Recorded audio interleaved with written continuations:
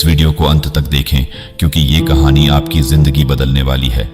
नमस्कार दोस्तों, day inspired YouTube channel में आपका दिल से स्वागत है। एक बार की बात है, एक बूढ़े इंसानों का ट्रिप हिमालय पे घूमने के लिए निकला था।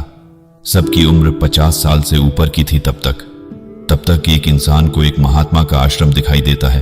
उसने सुन रखा था कि हिमालय में बहुत से ऐसे महात्मा रहते हैं जिनके पास बहुत सारी बीमारियों का समाधान है। इसी इरादे से वो उनके पास जाता है। आश्रम के अंदर उसको एक महात्मा दिखाई देते हैं। जो महात्मा काफी ध्यान मुद्रा में एक पैर के नीचे ध्यान कर रहे थे। वो उनके पास जाता है और उनको प्रणाम करता है और कहता है, महात्मा बुरा न माने तो मैं आपसे एक बात पूछूं। मैं काफी दूर से आया हूं।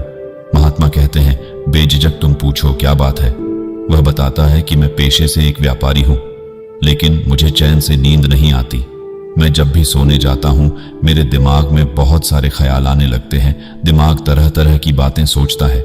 दिन भर भले ही कोई ख्याल आए या ना आए, लेकिन रात को सोते वक्त फालतू अक्सर ख्याल हमें परेशान करते हैं और उन विचारों में ही कब 2-3 घंटे निकल जाते हैं पता नहीं लगते। मन में काफी उलझन रहती है और न चाहते हुए भी हमें नींद नहीं आती। एक तो दिन भर थके रहते हैं, ऊपर से रात को जब सोने का वक्त होता है तो उस टाइम भी नींद नहीं आती। अब आप इसका उपाय बताइए कि गहरी नींद का रहस्य क्या है और हम कैसे चिंता मुक्त होकर चैन से सो सकते हैं। महात्मा मुस्कुराए और बोले, तुम्हें पता है इंसान के जीवन का सबसे बड़ा खुशी का राज नींद है। महात्मा ने कहा, तुम कामयाब हो या ना हो, लेकिन अगर तुम चैन की नींद ले रहे हो तो तुम जीवन में स्वस्थ हो सकते हो। इसलिए स्वस्थ रहने के लिए एक अच्छी नींद जरूरी है। अगर इंसान सही तरीके से सो नहीं सकता तो उसकी सुबह कभी भी अच्छी हो नहीं सकती।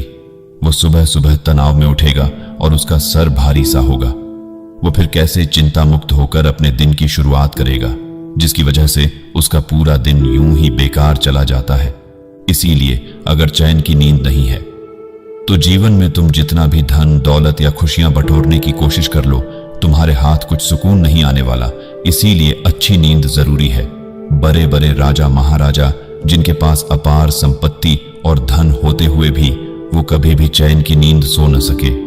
इसीलिए चिंता मुक्त जीवन और चैन की नींद का बड़ा ही आपस में गहरा संबंध है।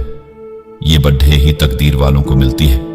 उस इंसान ने कहा, महात्मा आप ही बताइए, आखिर हम कैसे चैन की नींद सो सकते हैं, क्योंकि मैं बहुत परेशान हूं। महात्मा ने कहा, चलो ठीक है, मैं तुम्हें आज गहरी नींद के रहस्य के बारे में बताता हूं।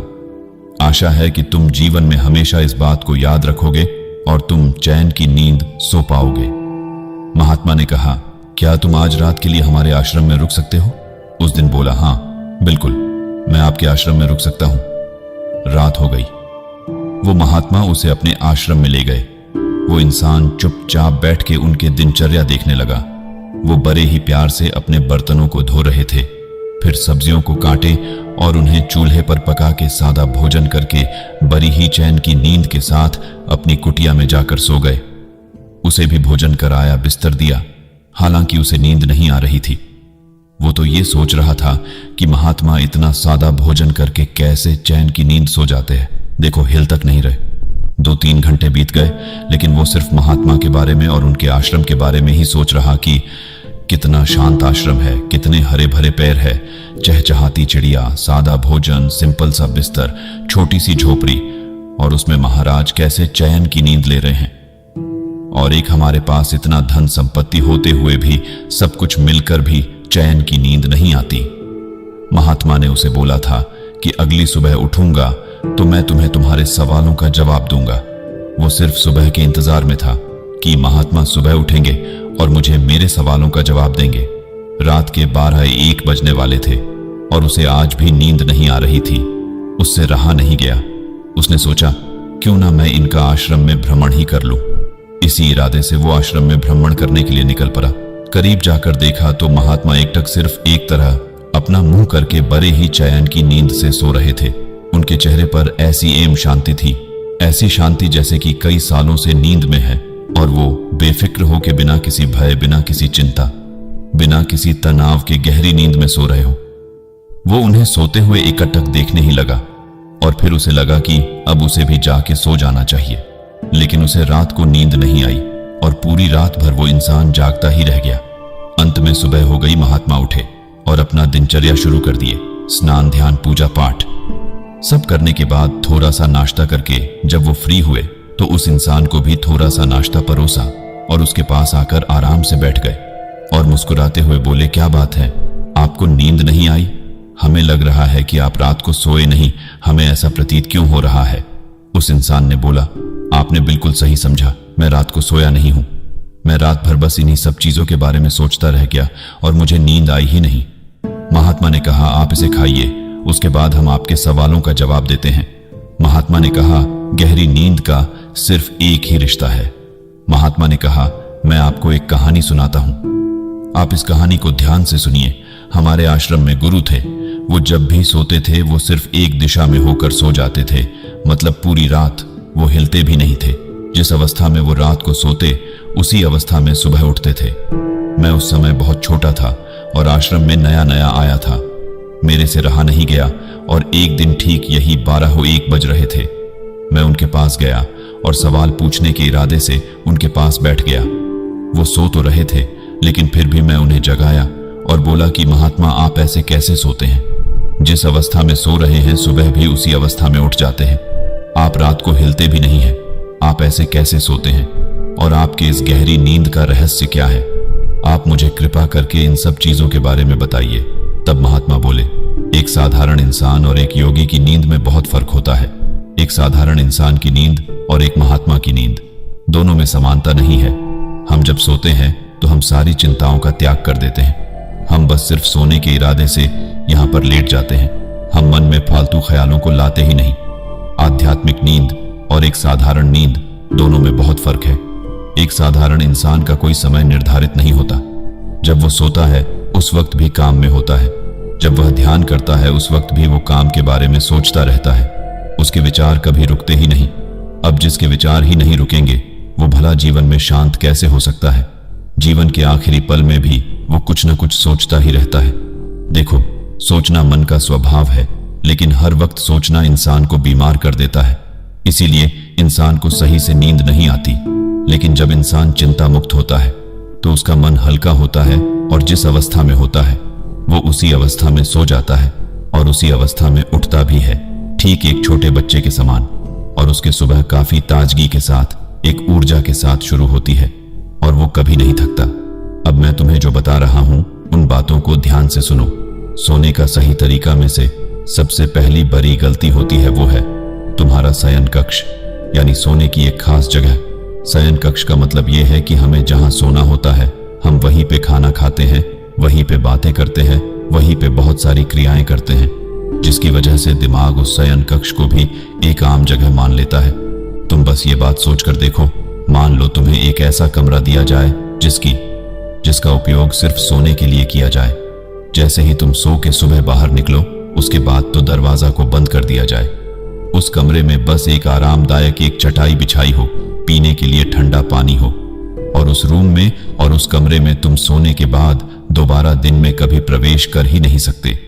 तुम उस कमरे में तभी प्रवेश कर पाओगे जब तुम्हारा सोने का वक्त होगा, यानी रात को तुम्हें उस कमरे की चाबी दी जाए। तुम सोचो, कमरे में जाने से पहले तुम्हारी सारी चीजें ले ली जाएं, सिर्फ कपड़ों के सिवाय तुम्हारे पास कुछ भी ना हो। अब तुम उस कमरे में क्या करोगे? जाते ही तुम्हें उस कमरे में नींद आ जाएगी, क्योंकि तुम्हारे पास करने के लिए कोई काम नहीं होगा। इसीलिए सोने की जगह का सिर्फ नींद के लिए ही उपयोग की जानी चाहिए। तभी दिमाग को लगेगा ये जगह सिर्फ सोने के लिए ही बनी है, और जैसे तुम उस जगह पे जाओगे तुम्हें तुरंत नींद आ जाएगी। दूसरी ओर सबसे बड़ी गलती, नियमित नींद काल, यानी सोने के समय को निर्धारित करो। मुझे पता है कि आजकल की भागदौड़ भरी जिंदगी में टाइम से सोना कितना मुश्किल है, लेकिन फिर भी हमें कोशिश करनी चाहिए कि हम समय से सोएं। जब समय से सोएंगे नहीं तो समय से हम कैसे उठ पाएंगे? इंसान के शरीर को खुश रहने के लिए और स्वस्थ रहने के लिए एक नियमित टाइम के लिए नींद जरूरी है, क्योंकि जब हम नींद में होते हैं तो हमारा दिमाग हमारी हेल्प करता है। और तुम बिना टाइम के सोते हो, बिना टाइम के उठते हो, तो फिर भला सही से नींद कैसे आएगी? तीसरी गलती, एक निश्चित तय समय पर रात को सोना और एक तय समय पर सुबह उठना आपको आपके शरीर के स्वाभाविक सोने व जागने के क्रम से तालमेल बनाने में मदद करता है। ज्यादातर लोगों को 6-8 घंटे सोने की आदत होती है, इसलिए अपने सोने और जागने के समय को निश्चित कर लें।